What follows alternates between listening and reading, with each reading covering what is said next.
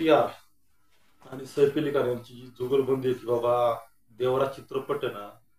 आणि असं काय काय म्हणजे दाखवलेलं आहे साहसी दृश्य वगैरे. पहिल्याच पार्ट मध्ये त्यांनी एवढा धुमाकूळ घातला की सेकंड पार्ट मध्ये ते काय दाखवतील याची उत्सुकता एक शिगेला पोहोचलेली आहे. खूपच छान कलाकृती आहे. म्हणजे तुम्ही सुरुवातीला थिएटरला जर घुसले तुम्हाला शेवटपर्यंत आहे ना तुम्ही बोर होणार नाही. असे एनर्जेटिक तुम्ही याला सिनेमा पाहू म्हणू शकता.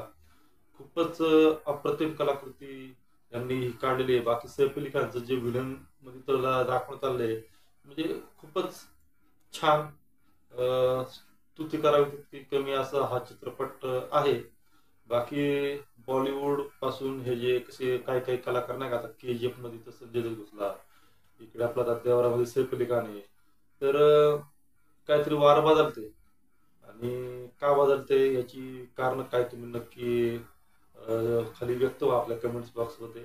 आणि तुम्ही जर देवरा चित्रपट पाहिला असेल तर तुम्हाला त्यातलं काय आवडलं हे नक्की तुम्ही प्रतिक्रिया करू शकता. आणि अशाच नवनवीन चित्रपटांच्या समीक्षेसाठी आपलं निखिल मोरे चॅनल नक्की सबस्क्राईब करू शकता. तर हा माझा ह्या नाही का कॅटेगरीतला म्हणजे आज मी 10-12 चित्रपटांचे रिव्ह्यू एकदम सलग शूट करतोय. आणि तुम्ही या कपड्यामध्ये नाही का ते तुम्ही माझे अगोदरचे पण काय किंवा पुढचे मागचे सर्च करा आजच्या या रेंज डेट रेंज मधल्या तर तुम्हाला कळेल.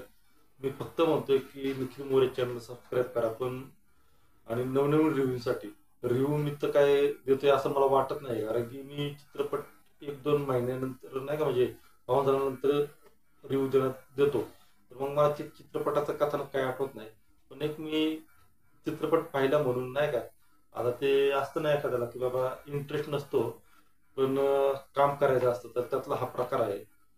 इंटरेस्ट म्हणजे मला त्यातलं काही जास्त उमगत नाही. काही काही चित्रपट समजतात मग त्यातलं मी व्यवस्थित बोलू शकतो पण काही काहीतलं मला काहीच समजत नाही. तरी पण बोलायचं म्हणून काहीतरी बोलायचं म्हणून मी हे व्हिडिओ बनवत असतो. तर ठीक आहे भावना पोहोचल्या असतील. भेटत पुढे. धन्यवाद.